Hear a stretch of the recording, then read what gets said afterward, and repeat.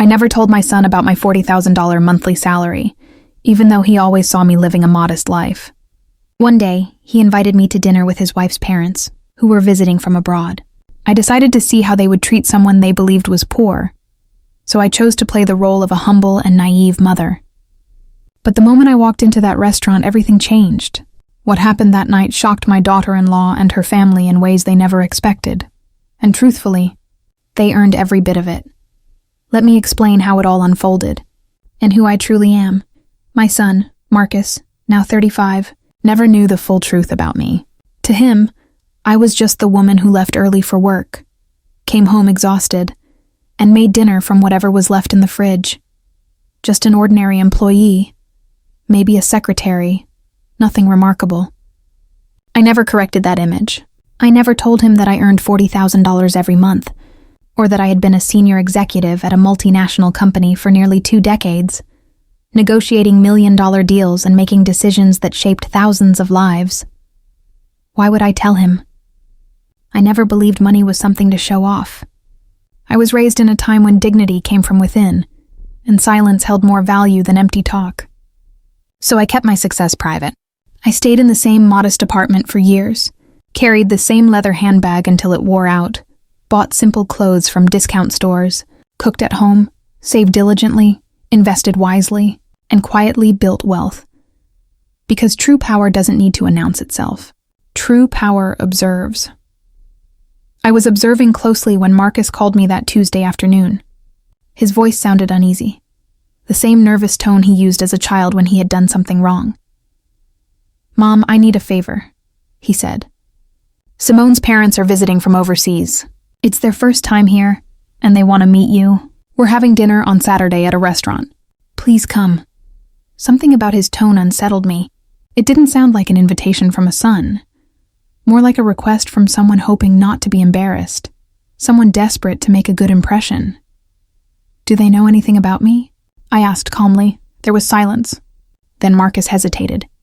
"I told them you work in an office, that you live alone, that you're simple, that you don't have much." There it was, simple.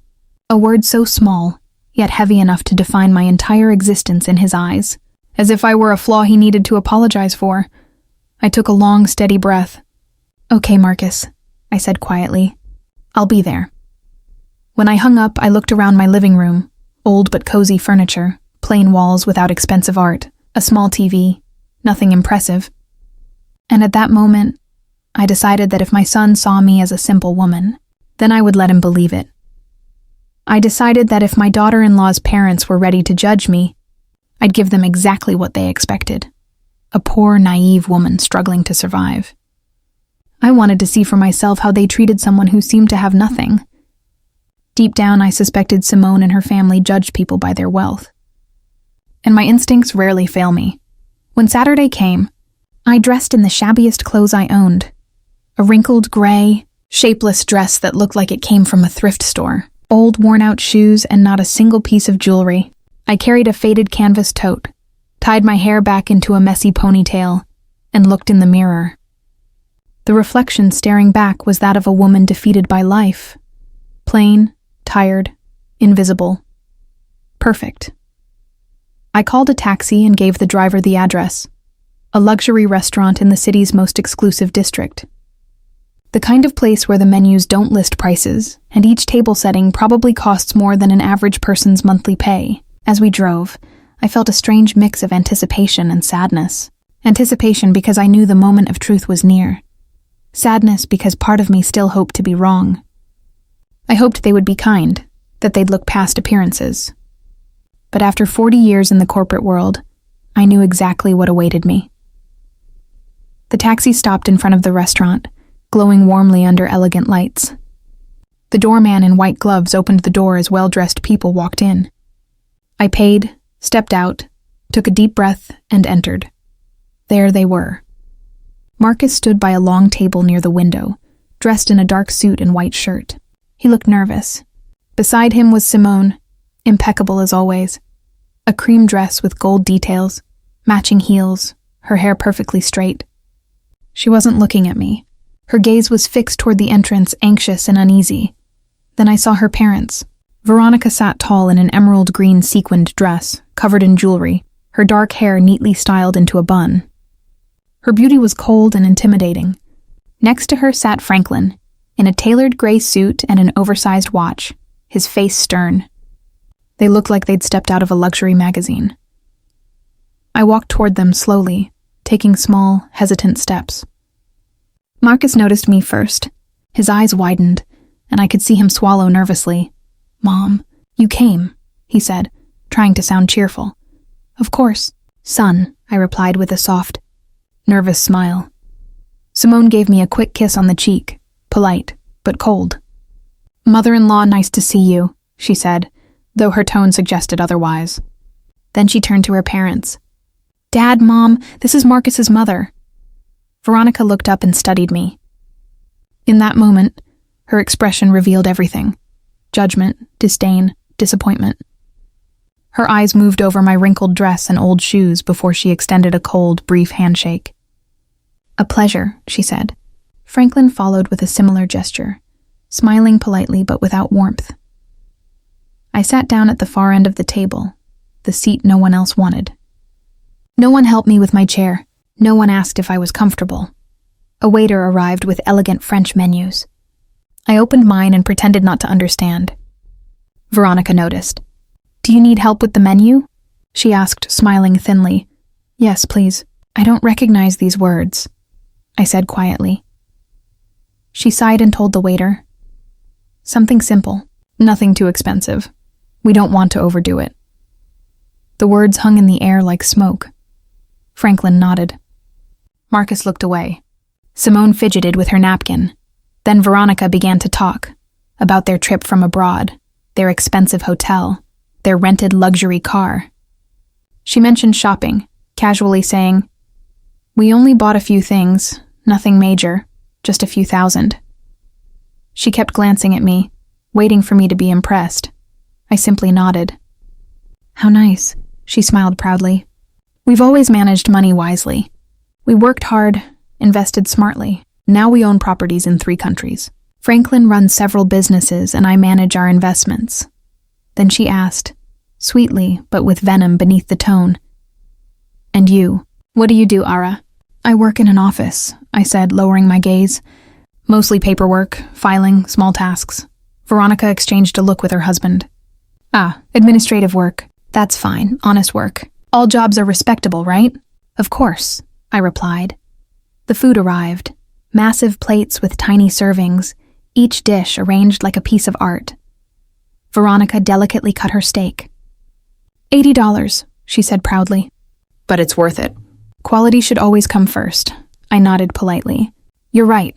Marcus tried to shift the conversation to his job, but Veronica interrupted. "Tell me, does your mother live alone?" "Yes," Marcus answered. "She has a small apartment." Veronica turned to me with mock sympathy. "That must be hard, living alone at your age without much help.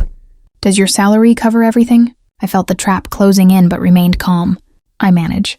I save where I can," she sighed dramatically. "Oh, Ara, you're so brave. I admire women who fight through life on their own. Of course, we all want to give our children more, but everyone gives what they can, right?" Her words hit like a hidden blade, implying I hadn't done enough for my son. Marcus's fists clenched under the table. Simone stared at her plate, and I just smiled faintly. "Yes, everyone gives what they can," Veronica went on. "We made sure Simone always had the best, private schools, travel, language tutors, and when she married Marcus, we helped with the house down payment and paid for their honeymoon. We believe in supporting our children." Then she looked straight at me. "And you, were you able to help Marcus when they got married?" "Not much," I said softly. "Just a small gift. How sweet," she replied. "Every little bit counts. The intention matters most." That was when the anger began to stir. Cold, silent, controlled. I kept smiling and let her continue. People like Veronica can't help themselves. They reveal their emptiness the more they talk. She sipped her wine gracefully. "This is from an exclusive French region, $200 a bottle. But when you appreciate quality, you don't cut corners. Do you drink wine, Ara?" "Only on special occasions," I said. "And usually the cheapest kind." I don't know much about these things. Oh, don't worry, she said, her tone dripping with condescension. Not everyone has a refined palate. That comes with travel and education. Franklin and I have toured vineyards across Europe and the Americas. Simone's learning too. She has excellent taste. Franklin nodded proudly. It's something we enjoy. Veronica turned to me again. And you, Ara? Any hobbies? I like to cook, watch TV, take walks, I said simply. Veronica and Franklin exchanged a silent glance. How lovely, she said. Simple pleasures are charming, though one always hopes to experience more, to grow culturally. But not everyone has that chance, I nodded calmly. You're right. Not everyone does. The waiter brought dessert, tiny artful portions. Veronica ordered the most expensive one, $30 for a slice of cake the size of a cookie. This is exquisite, she said proudly. It even has edible gold on top. Only the finest restaurants serve this. I quietly ate my modest dessert and said nothing. Veronica leaned forward, her voice calm but deliberate. You know, Ara, since we're all together, I think it's time we talk as a family. Her face softened for a moment, then shifted, serious, almost maternal in a rehearsed way. Marcus is our son-in-law, and we care for him deeply. Simone loves him, and we respect her choice. But as parents, we always want what's best for our daughter. Marcus stiffened. Mom, I don't think this is the right moment. Veronica raised her hand. Let me finish, son. This matters. She turned to me. Ara, I know you've done your best with Marcus. Raising him alone couldn't have been easy, and I truly admire you for that. But Marcus is at a different point in life now. He's married. He has responsibilities. Simone and he deserve stability. Stability? I asked quietly. Yes, she replied. Financial and emotional stability. We've helped quite a bit, and will continue to. But we also believe Marcus shouldn't have unnecessary burdens. Her meaning was unmistakable. She was calling me the burden. His own mother. Simone kept her eyes on her plate, wishing to disappear. Marcus's jaw tightened. Burdens? I repeated. Veronica sighed. I don't mean to sound harsh, Ara, but at your age, living alone on a modest income, it's natural for Marcus to feel responsible for you. He's a good son, but that concern could affect his marriage. Do you understand? Perfectly, I said. She smiled. I'm glad. That's why we wanted to speak with you. Franklin and I have been thinking we could support you financially, a small monthly allowance to make life easier, so Marcus won't need to worry so much. Of course, it would be modest. We can't perform miracles, but it would help. I stayed silent, studying her face. And in return, she went on, we'd simply ask that you give Marcus and Simone space. Don't visit too often. Don't pressure them. Let them build their life without interference. How does that sound? There it was in the offer. A bribe wrapped in kindness.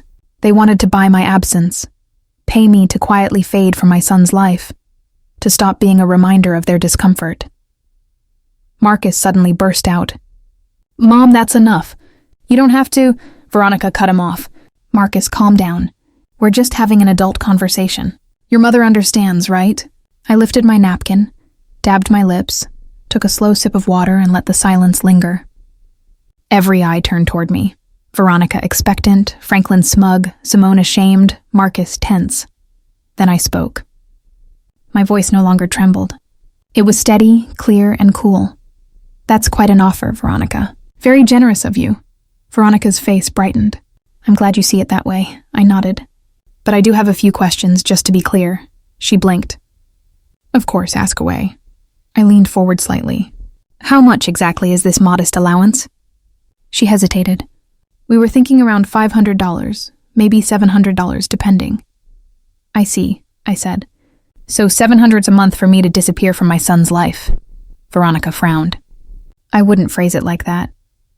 But that's exactly what you meant, I replied. She shifted in her seat. Ara, you're misunderstanding us. We only want to help. Help, I echoed. Like you helped with the down payment on their house? How much was that? $40,000, she answered proudly. $40,000, I repeated. How generous. And the honeymoon? $15,000. It was a 3-week trip through Europe, she said. Incredible, I murmured. So, roughly $55,000 invested in Marcus and Simone. Veronica smiled. When you love your children, you don't hold back. I nodded slowly. You're right. When you love your children, you don't hold back. But tell me, Veronica, all that money, all those investments, did they buy you anything? She blinked, uncertain. Did they buy you respect? I continued. Real love or just control? Obedience? The air shifted instantly. Veronica's smile faded. Excuse me? She said, my tone hardened. You've spent the whole evening talking about money. How much things cost, how much you've spent, how much you own. Yet not once have you asked how I am, if I'm happy, or if something hurts me. You've only measured my worth in numbers, and apparently I'm valued at $700 a month. Veronica froze. I didn't. Yes, I interrupted you, because since I arrived, you've been weighing my value with your wallet. And do you know what I've realized, Veronica? Those who constantly talk about money often understand the least about their true worth. Franklin tried to intervene. I think you're misunderstanding my wife's intentions. I looked straight at him. And what are her intentions then? To pity me? To belittle me through dinner? To offer me charity so I'll disappear? Franklin opened his mouth but said nothing. Marcus looked pale. Mom, please. I turned to him. No, Marcus. Please don't. I'm done staying silent. I placed my napkin on the table and leaned back in my chair. The hesitation in me was gone. No more shrinking, no more quiet submission. I looked Veronica directly in the eyes. She met my gaze for a moment, then looked away, uneasy. Everyone at the table felt the change. Veronica, I continued. You said something interesting a moment ago. That you admire women who face life alone, who are brave. Veronica nodded cautiously. Yes, I did. Then tell me something, I asked. Have you ever faced life alone? Worked without your husband's support? Built something entirely by yourself, without your family's wealth? Veronica hesitated. I have my own accomplishments, she muttered. Like what? I asked sincerely. Tell me. She adjusted her hair, uncomfortable. I manage our investments. I oversee properties. I make key business decisions. I nodded. Businesses your husband built. Properties you both purchased. Investments made from the money he earned. Or am I mistaken? Franklin, now irritated, jumped in. That's not fair. My wife works just as hard as I do. Of course, I said calmly. I'm not questioning her effort. But there's a difference between managing existing wealth and creating it from nothing. Between overseeing an empire you inherited and building one brick by brick. Don't you agree? Veronica pressed her lips together. I don't understand where this is going, Ara. Then let me explain, I said evenly. 40 years ago, I was 23. I worked as a secretary in a small firm, earning minimum wage. I rented a single room, ate the cheapest food I could find, and lived entirely alone. Marcus stared at me. I had never shared these details before. One day I got pregnant, I continued. The father disappeared, and my family turned their backs on me. I had to decide, either give up or move forward. I chose to move forward. I worked until the final day of my pregnancy, and returned to work just 2 weeks after Marcus was born. A neighbor cared for him during the day while I worked 12-hour shifts. I paused, took a sip of water, and went on. I didn't remain a secretary. I studied at night. I enrolled in courses. I learned English at the public library. I studied accounting and finance. I built my entire career from the ground up, learning everything by myself. No mentors, no shortcuts. All of it while raising a child alone and managing rent, groceries, medicine, and clothing on my own. Veronica stared down at her plate. Her usual arrogance was fading fast. Do you know what happened next, Veronica? I continued. I started at the bottom as a secretary, then I became an assistant, later a coordinator, then a manager, and eventually a director. It took me 20 years of hard work and sacrifices you couldn't even imagine. But I did it. I paused, then asked, Do you know how much I make now? Veronica shook her head. $40,000 a month, I said. The entire table went silent, as if time had stopped. Marcus froze mid-bite. Simone's eyes widened. Franklin frowned in disbelief, and Veronica stared at me, speechless. 40,000, I repeated calmly, every month for almost 2 decades. That's nearly $10 million in total earnings, before counting bonuses, investments, or company stock. Veronica blinked rapidly. I don't understand. You earn $40,000 a month? That's right, I replied. I'm the regional director of operations for a multinational company. I oversee 5 countries, manage budgets worth hundreds of millions, and make decisions that affect over 10,000 employees. I sign contracts that require entire teams of lawyers to interpret, and I do that every day. Marcus looked pale. Mom, why didn't you ever tell me? I smiled softly. Because you didn't need to know, son. I wanted you to value hard work, not money. I wanted you to grow into a good person, not just an heir. Money can corrupt, and I refuse to let it shape you. Simone whispered. But why live in a small apartment? Why dress so simply? Why not drive a luxury car? I smiled again. Because I don't need to impress anyone. Real wealth doesn't need to be displayed. The more you have, the less you need to prove it. Turning to Veronica, I continued. That's why I came dressed like this tonight. Why I let you believe I was struggling. I wanted to see how you'd treat me when you thought I had nothing. I wanted to see your true character. And I did. Perfectly. Veronica's face flushed with shame and anger. This is absurd. If you earned that much, we would have known. Marcus would have known. Why would he think you're poor? Because I allowed it, I answered. I never discussed my work, and I live modestly. I invest and save my money, instead of wasting it on luxury or appearances. Franklin cleared his throat. Even so, this doesn't excuse your behavior or the misunderstanding between us. Misunderstanding? I said, meeting his gaze. Was it a misunderstanding when you called me a burden? When you offered me $700 to disappear from Marcus's life? When you mocked my clothes, my job, and my lifestyle? He said nothing. Neither did Veronica. I stood up slowly. All eyes were on me. Let me tell you something you clearly haven't learned yet. Money doesn't buy class. It doesn't buy real education or empathy. You may have wealth, but you lack what truly matters.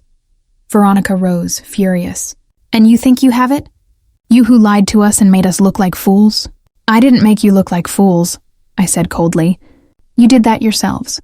I simply gave you the chance to reveal who you really are, and you did it perfectly. Simone's eyes filled with tears. Mother-in-law, I didn't know. I know, I interrupted gently. You didn't, but your parents did. They knew exactly what they were doing. They humiliated me, and they enjoyed it, until they realized that the woman they looked down on had more than they ever imagined. Now, they didn't know how to respond to that information. Veronica trembled. You have no right. I have every right, I said calmly. Because I am your son-in-law's mother. Because I deserve respect. Not for my money, not for my position, but because I'm a human being. Something you seem to have forgotten throughout this entire dinner. Marcus stood up. Mom, please, let's go. I looked at him. Not yet, son. I'm not done. Turning back to Veronica, I said, You offered to help me with $700 a month. Let me make a counteroffer. I'll give you $1 million right now if you can prove you've ever treated someone kindly who didn't have money. Veronica opened her mouth, then closed it again. She said nothing. Exactly, I replied. You can't, because to you, people only matter as much as their bank balance. That's the difference between us. I built my wealth. You just spend yours. I earned respect. You try to buy it. I have dignity. You have accounts. I picked up my old canvas tote and pulled out a black platinum credit card. Dropping it on the table before Veronica, I said, This is my corporate card. Unlimited limit. Pay for the dinner and leave a generous tip. Consider it a gift from the broke, naive mother. Veronica stared at the card as though it were poisonous. Black, glossy, with my name engraved in silver letters.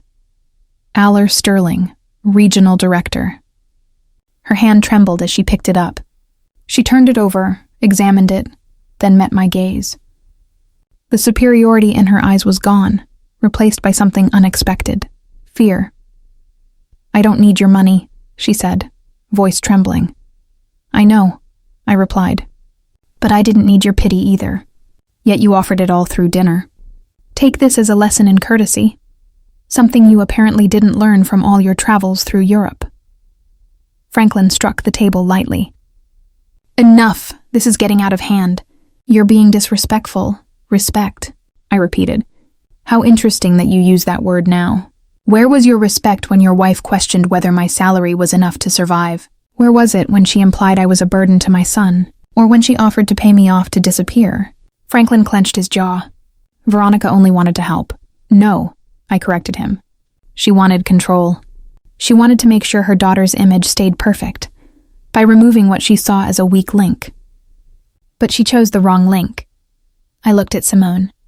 Her head was bowed, hands trembling in her lap. Simone, I said softly. She looked up, tears running down her face. I'm sorry, she whispered. I didn't know that my parents... Don't finish that sentence, I cut her off. You did know. Maybe not about my finances, but you know what your parents are like.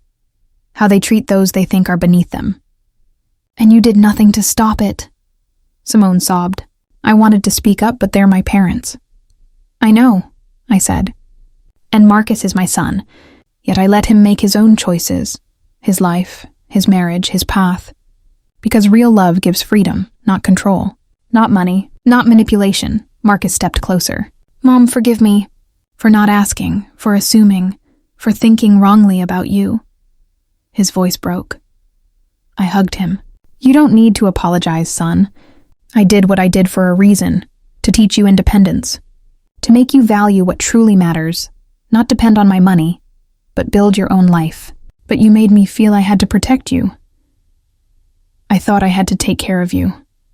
Marcus said quietly, that you were fragile. I know, I replied. And that wasn't wrong. It means you learned to care, to be empathetic. Those are lessons money can't buy. Marcus hugged me tightly. I'm sorry. I really am. Veronica remained standing, tense, watching with confusion and restrained anger. This doesn't change anything, she finally said. You deceived us. You came here with hidden motives. You acted in bad faith. That's true, I admitted. I acted. I pretended to be something I'm not, just like you do every day. What's that supposed to mean? Franklin demanded. It means you hide behind money, jewelry, and travel, behind everything money can buy. But inside, there's nothing. No depth, no genuine interest. Nothing real beyond your bank accounts. Veronica gave a sharp, bitter laugh. Coming from someone who lied all night, that's hypocritical. Maybe, I said.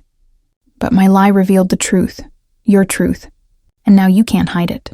You know I saw every insult disguised as advice, every condescending remark, and I'll never forget it.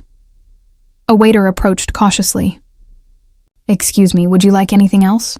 Franklin shook his head. Just the check. The waiter nodded and left.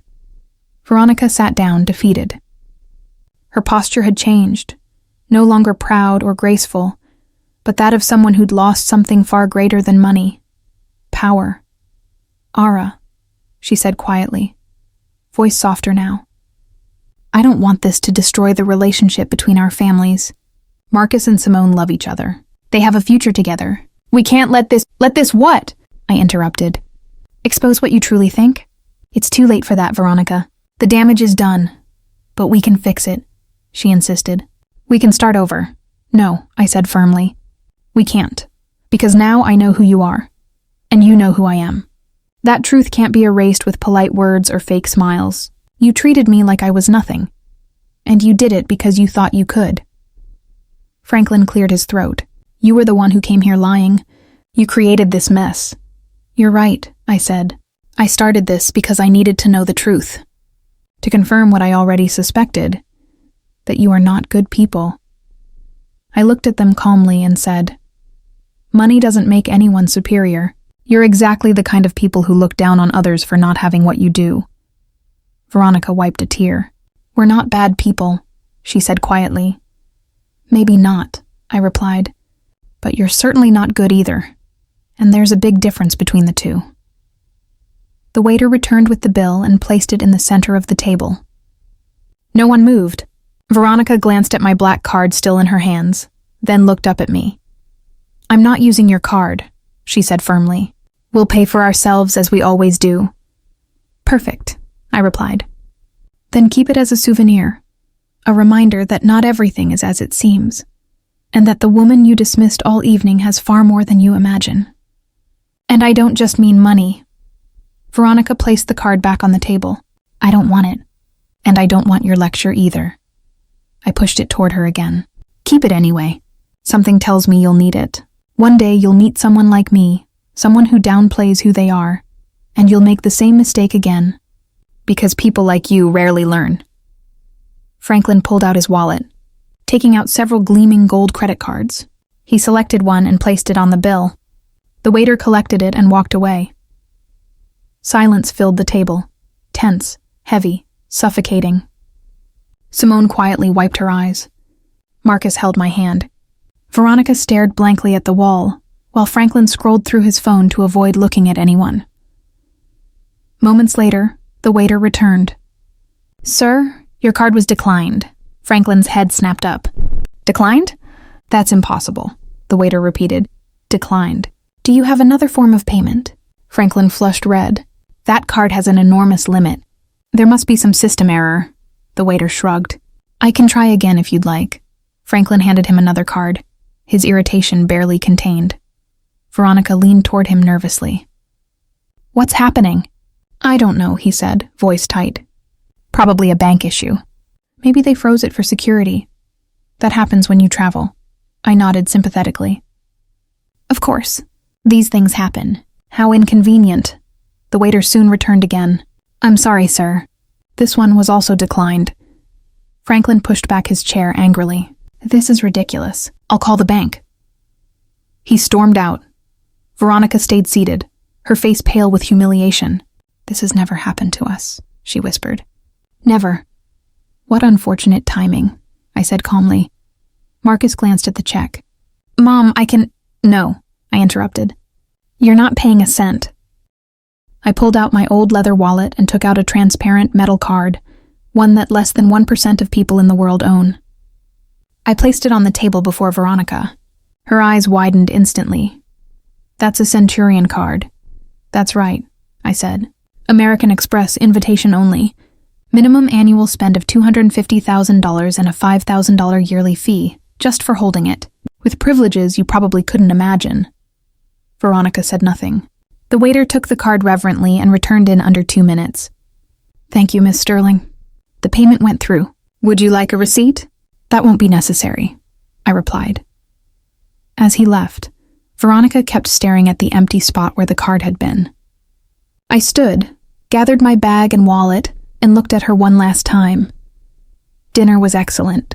Thank you for recommending this place, and for revealing exactly who you are. You saved me a lot of time, effort, and disappointment. Veronica finally looked up. Her eyes were red, not from tears, but from restrained anger. This isn't over, she said, her voice shaking. You can't humiliate us and just walk away. Simone is our daughter. Marcus is your son-in-law. We'll still be family. You'll have to see us. You're right, I said with a calm smile. I'll see you at holidays, birthdays, family gatherings. But now I'll see you differently.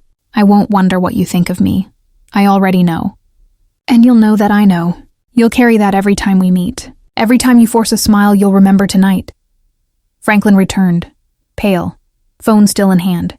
There's an issue with the accounts, he said stiffly. A temporary hold for security reasons. It'll be fixed tomorrow. He glanced at the table.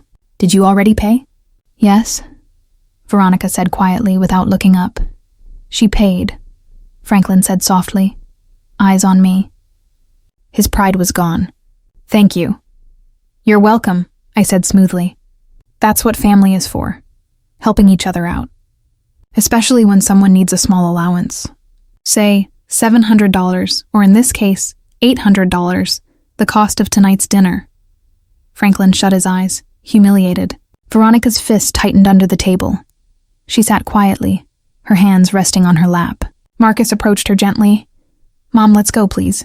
That's enough. I looked at him and nodded. You're right. It is. Turning to Simone, who was still softly crying, I said in a calm voice, Simone. She lifted her head. You are not to blame for your parents' behavior. None of us choose our family, but we do choose our actions. How we treat others. How we raise our children. Simone nodded through her tears. "I'm sorry," she whispered again. "Don't apologize," I told her. "Just learn. Learn that money doesn't define people, that humility isn't weakness, that respect costs nothing. And if you ever have children, teach them to value hearts, not bank accounts." Simone cried harder. Marcus hugged her. Veronica turned away, and Franklin, once again, checked his phone, avoiding eye contact. I started walking toward the exit. After a few steps, I paused and turned back. Veronica, one more thing." She looked up. "Remember when you said you speak 4 languages?" Veronica frowned. "What does that have to do with anything?" "Just curious," I said. "In which of those languages did you learn kindness? Because it's clearly missing from all of them." Veronica opened her mouth but said nothing. "Exactly," I replied. "You can speak 100 languages and still have nothing meaningful to say." I walked out of the restaurant. Marcus joined me. The cool night air brushed against my face. I took a deep breath, feeling a heavy burden lift, not physical, but emotional. The burden of pretending, tolerating, and staying silent. Marcus held my arm. "Mom, are you okay?" "Perfectly fine," I said with a faint smile. "Better than ever." "And you, Marcus?" He sighed. "I don't know. I'm still processing. I can't believe you never told me about your career, your success, your money." I stopped and looked into his eyes. "Does that upset you?" He shook his head. "No, not at all. I'm proud. So proud. But I also feel naive, blind." "You're not foolish," I told him. "You only saw what I wanted you to see. I did it intentionally. I wanted you to grow up independent, not reliant on me or on any financial safety net. I wanted you to fight for what you earned and appreciate what you achieved." Marcus nodded slowly. "Now I understand. It's also why you never complained or asked for help. You never seemed to need anything." I smiled softly. "Oh, I needed plenty, son. Just not things money could buy. I needed to see you grow, to become a good man, to make wise choices." He hesitated. "Even marrying Simone?" "Yes," I said gently. "Even that. She isn't her parents. She can learn, she can change. But that depends on her and on you. On the kind of relationship and values you build together." Marcus fell silent, thinking deeply. A taxi pulled up. I had called a ride earlier. I opened the door, but Marcus stopped me. "Mom, can I ask something?" "Of course. Why did you do it? Why pretend to be poor? Why not just tell the truth from the start?" I closed the taxi door and turned toward him. "Because I needed to be sure. I needed to confirm if Simone's family was truly what I suspected. Sadly, I was right." Marcus lowered his head. "I'm sorry. You don't need to apologize for them," I said.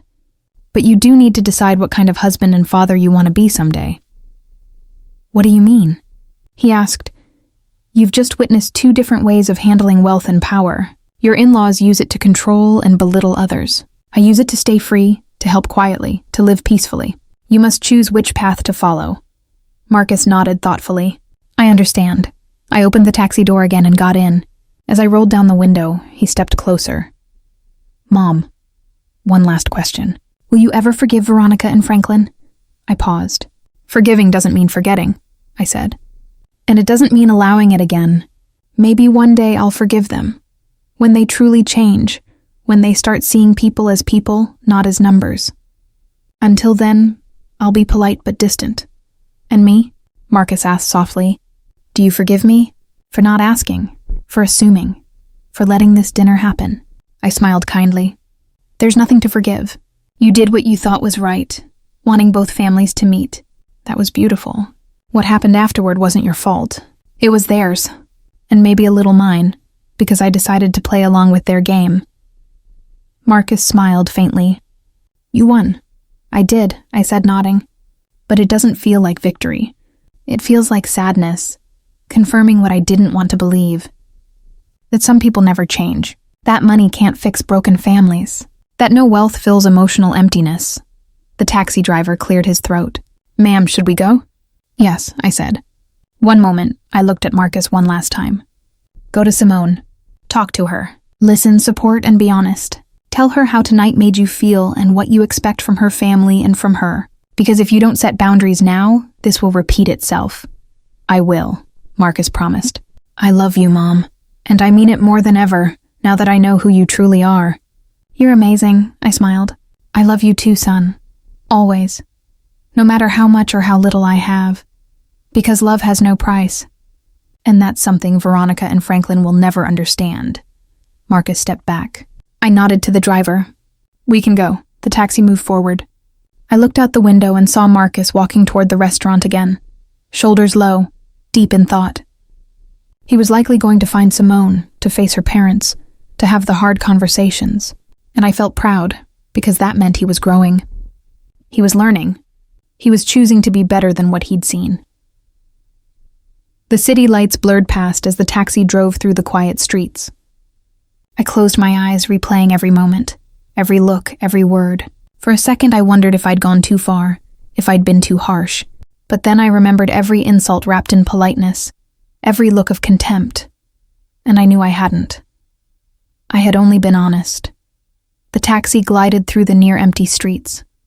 I opened my simple canvas bag and pulled out my phone. Nothing fancy. 3 unread messages appeared. One from my assistant about a Monday meeting, one from a colleague congratulating me on a deal, and one from an unknown number. I opened the last one. It was from Simone. Mother-in-law, please forgive me. I didn't know my parents would act that way.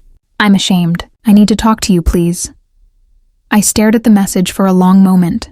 I thought about replying, then decided not to. She needed time. Words spoken out of guilt often mean nothing. Real change takes reflection and consistent effort. I set the phone aside. The driver looked at me in the mirror. Excuse me, ma'am? Is everything okay? I looked up. Yes, everything's fine. Why? Well, he said, you got in so quietly. Usually people coming from that restaurant are cheerful, talking about the food. You came out like you'd been through a battle. I smiled faintly. Something like that. Was it that obvious? He shrugged. I've been driving taxis for 20 years. I've seen it all. Drunk passengers, breakups, family fights. And you have that look. The look of someone who finally said what they've kept inside for years. You're observant, I said. He smiled. It's part of the job. And it helps pass the time. Want to talk about it? You don't have to, but sometimes telling a stranger helps. I thought about it for a second, then shook my head. Thank you, but I think I've said enough for today. He nodded. I understand. But let me just say this. Whatever happened in there... The story continues. You did the right thing. I can tell because you're calm.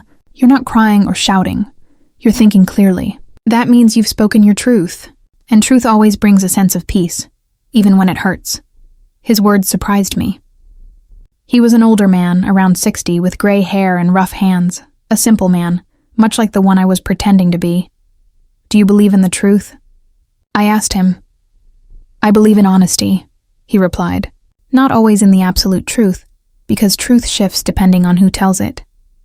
But honesty doesn't. Honesty means saying things as you feel them, without pretending, without lying, even if it hurts, even if it makes things uncomfortable, even if it costs you something. I nodded. You're right, he continued. My wife used to say I was too blunt, that I spoke without thinking and hurt people unintentionally. And maybe she was right. But she also said she never doubted me because she knew every word I said was real. Not rehearsed, not manipulated, just honest. I smiled. She sounds like a good woman. She was, he said quietly. She passed away 5 years ago. I'm sorry, I said sincerely. He shook his head. Don't be.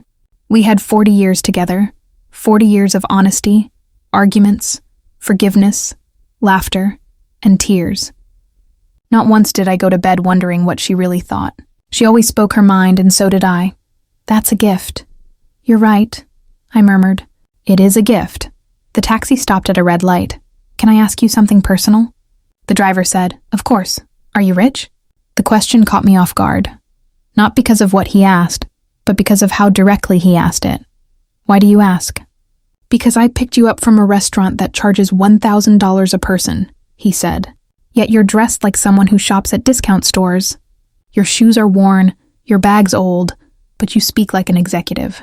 You move like someone used to power, and you paid me with crisp new bills from a wallet that's seen years of use. Observant, I commented. Part of the job, he smiled. So am I. It depends on what you mean by rich, I said. If you mean money, yes, I have more than enough.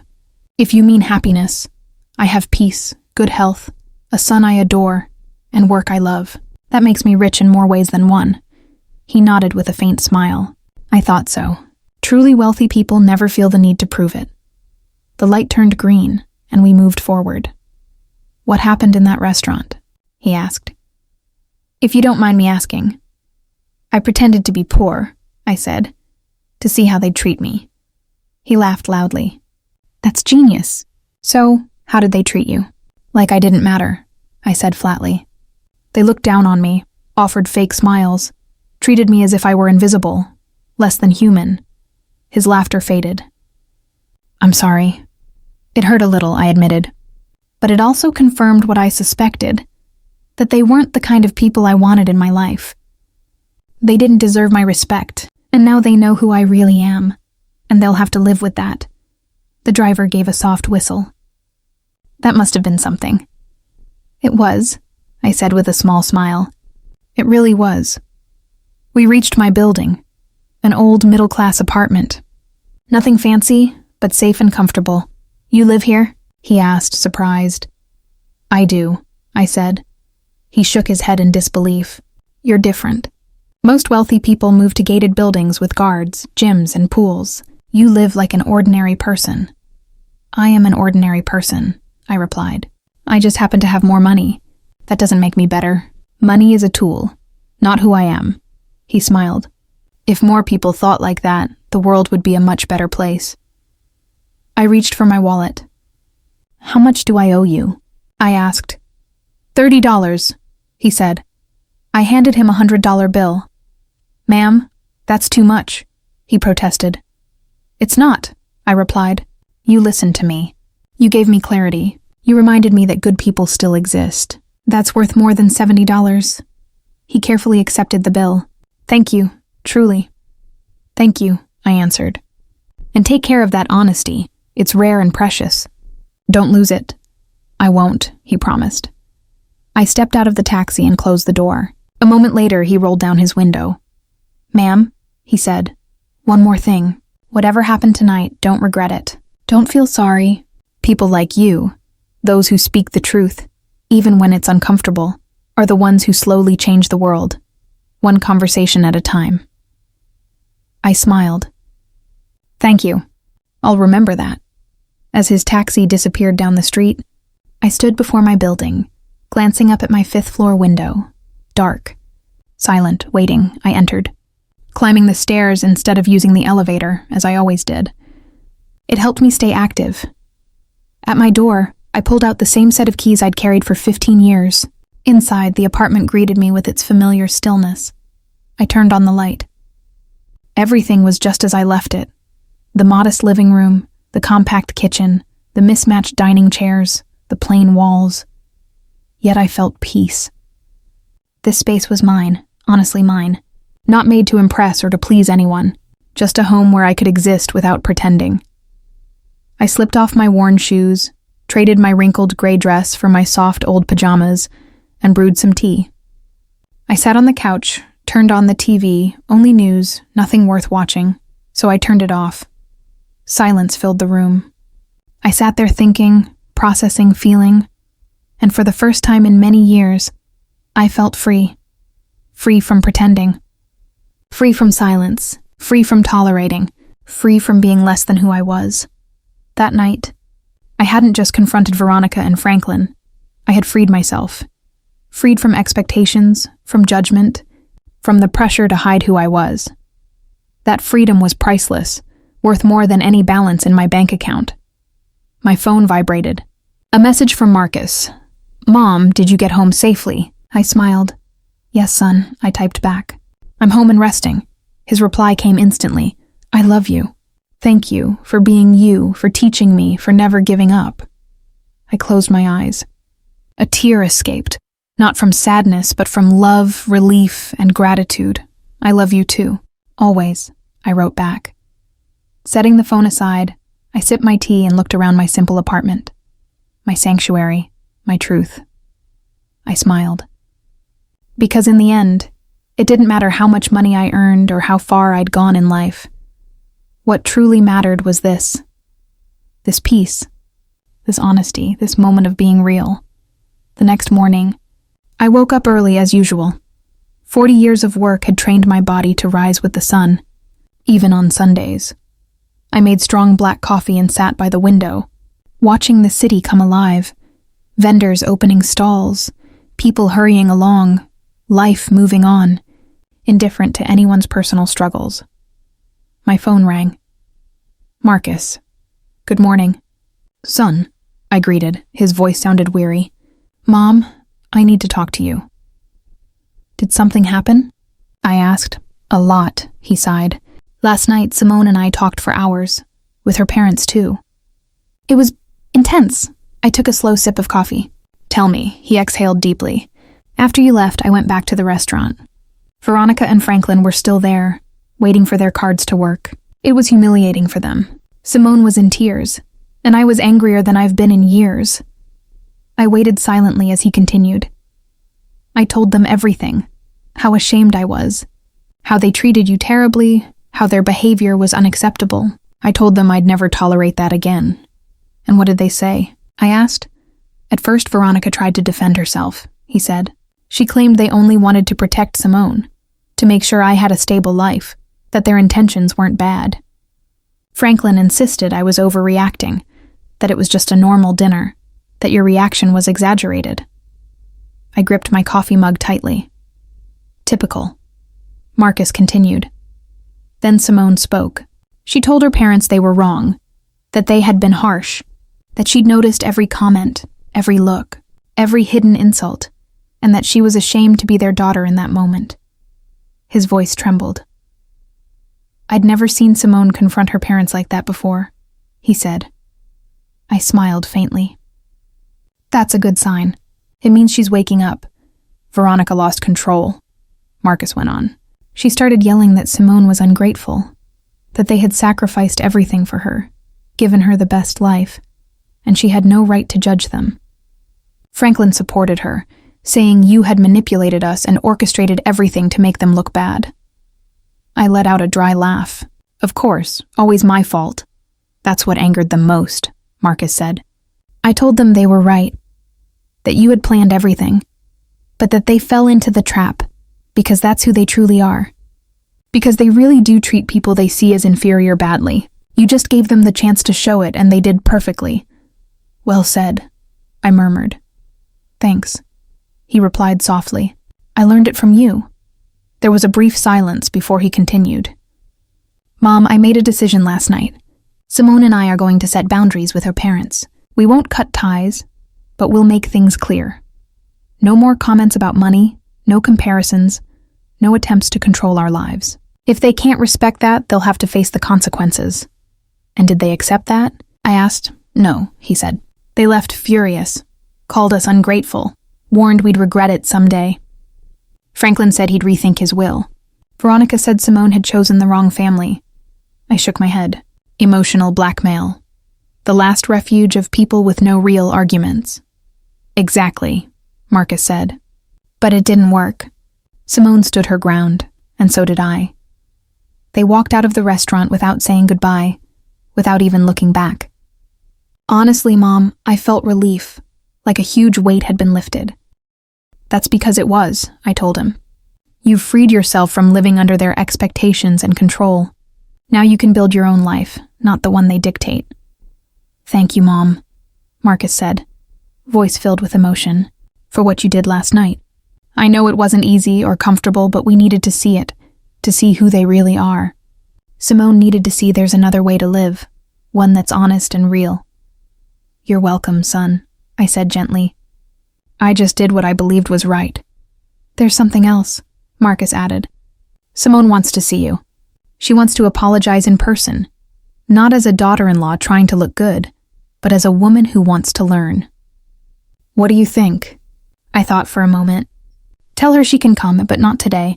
Let her take a few days to process everything and think about what she truly wants to say. Quick apologies are empty.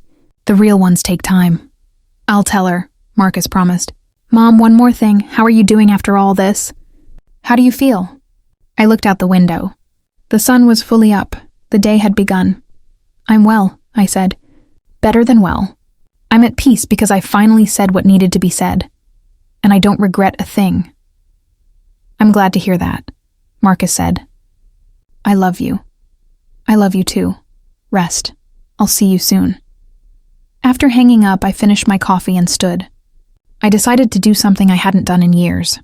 Go for a walk without purpose, just to think. I slipped into old jeans, a simple top, worn sneakers, grabbed my keys, and went out.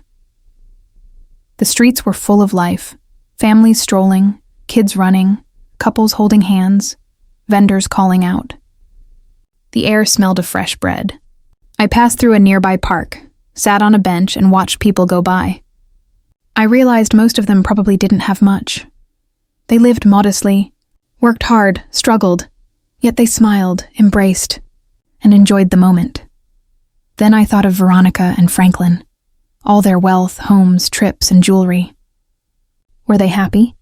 Or just filling a void, trying to buy love, respect, and meaning? Things money could never buy. An elderly woman sat beside me.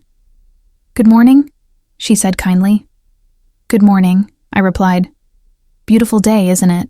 Very beautiful, I nodded. She took a piece of bread from her bag and began feeding the pigeons. I come here every Sunday, she said. It's my moment of peace before the week begins. I understand, I said. I needed some peace too. Rough week? She asked. Something like that, I said softly. More like a rough night, she nodded knowingly. Sometimes one night can change everything. You're right, I murmured. May I offer some advice? She asked. Of course, I smiled. She pointed to the pigeons. Look at them. Some big, some small, some with bright feathers, others scruffy. But they all share the same bread, the same space. None of them thinks they're better than the others. That's a beautiful metaphor, I said. It's not a metaphor, she corrected. It's truth. Humans create fake hierarchies, measuring worth by what they own. Pigeons don't do that. They just live. We could learn from them, I smiled. You're absolutely right. You should teach this to some people I know. She laughed. At my age, I don't teach. I just observe. But most people don't listen anyway. They're too busy chasing, buying, competing. Forgetting that in the end, we all end up in the same place. With or without wealth, we all turn to dust. How philosophical, I commented. How realistic, she replied. I'm 82, I've seen everything. And I can tell you, the most miserable people I've known were the richest ones. It was never enough for them. They always wanted more, always compared, and died without ever truly living or loving. Her words struck something deep within me, something I'd always known but never expressed. Thank you, I said sincerely. She patted my hand. You're welcome, dear. Remember, what matters isn't what you have, but how you treat others. That's what lasts. That's the only real inheritance. She stood slowly, tucked her empty bag away, and waved goodbye. Have a beautiful Sunday. You too, I said. I watched her walk away, small, frail, dressed simply, yet wiser than all the Veronicas and Franklins in the world. I felt grateful. For her, for the moment, for the truth she'd reminded me of. I stayed on that bench a while longer, reflecting on everything that had happened. And I came to a conclusion. I regretted nothing.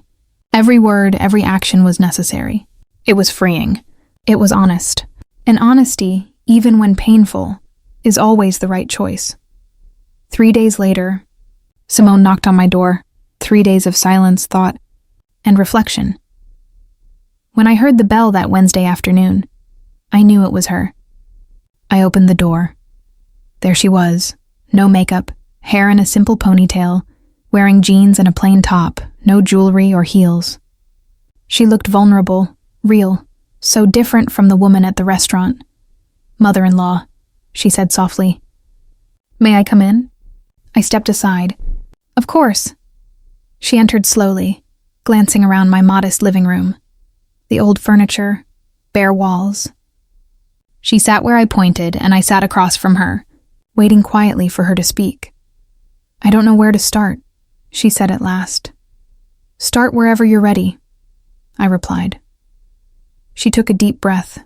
I came to apologize, but not just with words. I came to explain. I wanted to understand why my parents are the way they are, and why I stayed silent for so long. I listened quietly as Simone spoke, her voice shaking slightly. "My parents grew up in poverty," she said, "in a small town overseas, with no electricity or running water. They worked in the fields as kids. They saw their parents die young because they couldn't afford medicine. They knew hunger and hardship. So they made a promise. They would never live that way again. They would do anything to escape it." I nodded. "That explains a lot." "They worked endlessly," Simone continued. "They saved every cent. They immigrated to start fresh. Franklin built his business from absolutely nothing. And once they finally had money, they never forgot what it meant to live without it. That's why they talk about it constantly, why they measure everything by it. For them, money equals safety. It means never going back to that dark place." "It makes sense," I said softly. "Trauma can shape people in strange ways," Simone nodded. "But that doesn't excuse how they treated you." "I know," she said. "And I want you to know I saw it all. Every comment, every look, every insult. I stayed silent because that's what I've always done. Stay quiet. Accept things. Let them control everything. They taught me that disagreeing with them was betrayal, that gratitude meant obedience. And now?" I asked. "Now I realize I was wrong," she replied. "Love isn't control. Family isn't blind obedience. I can care for them without agreeing with them. Marcus helped me see that, and so did you. That night at the restaurant when you told them everything, it was like a veil lifted from my eyes." She wiped her tears. "I always felt something was off. The way they judged people by what they had, it never felt right. But I blamed myself, thought I was just too sensitive or naive. You showed me another way, a life where money doesn't define your worth, where humility is strength and authenticity is true wealth." I took a sip of water. "Simone, I didn't come that night to change you. I came to protect myself, to understand who I was dealing with." "I know," she said, "and I'm grateful. Your honesty saved me. From becoming my mother, from repeating that pattern, from teaching my future children that people's value depends on what they own." "I don't want that life. And your parents?"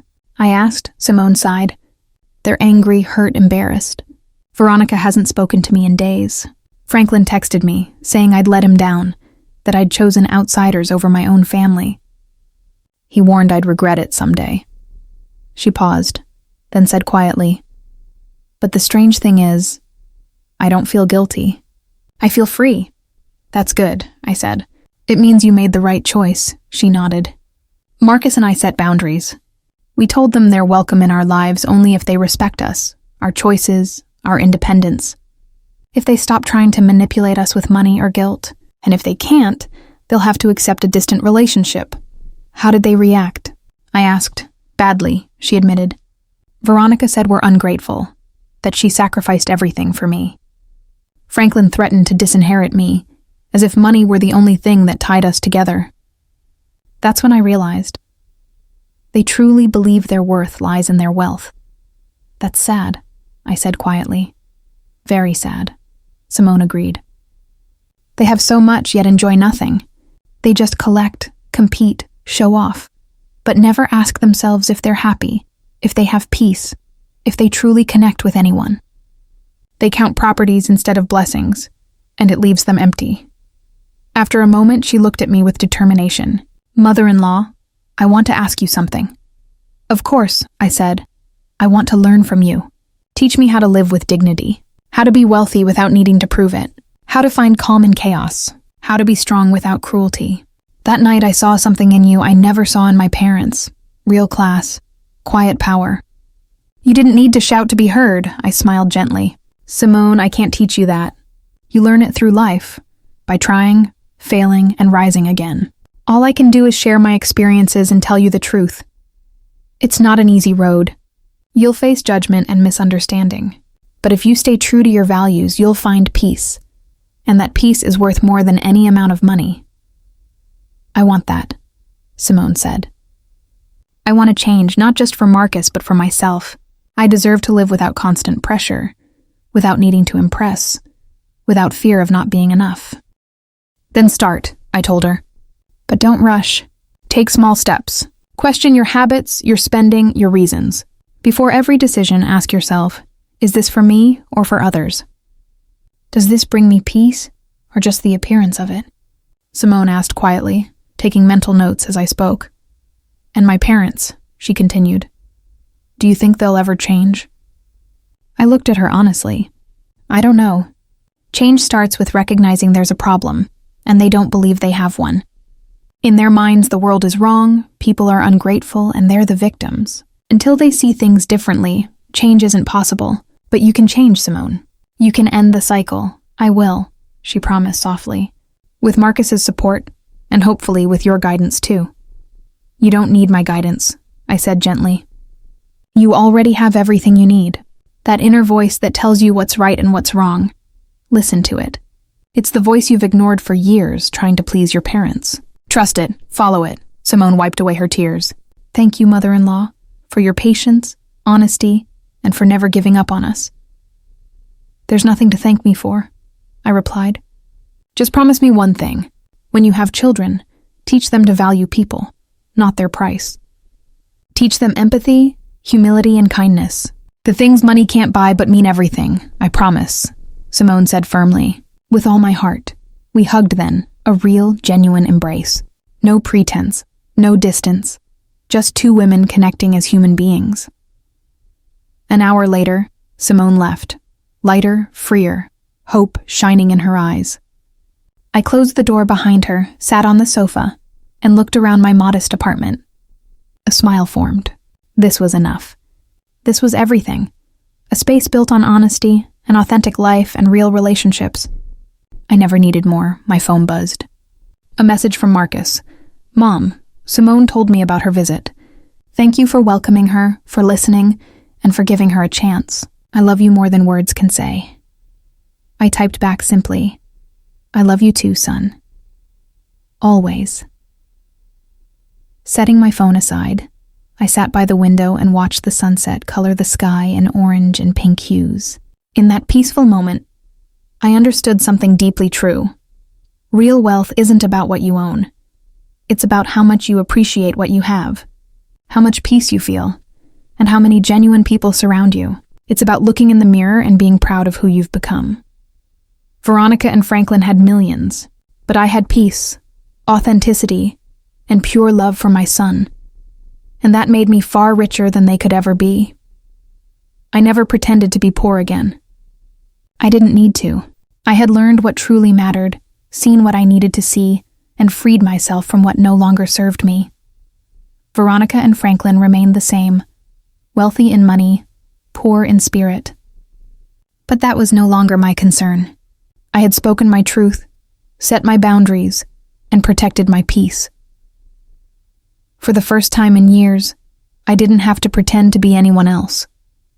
I was simply myself, a mother, a professional, a woman, a survivor, a fighter, rich in every way that truly counts. It truly meant a lot, more than words could express. That was everything that mattered. Did you enjoy this story? And from which city are you listening? Let's connect in the comments below. If you like the story, you can show your support by sending a super thanks. It really helps me continue sharing more stories like this. I deeply appreciate your kindness and support. I'm excited to read your thoughts about today's story. On your screen, you'll find 2 other life stories I highly recommend watching. There's plenty more to explore on my channel, so don't forget to subscribe. See you in the next life story, with love and respect.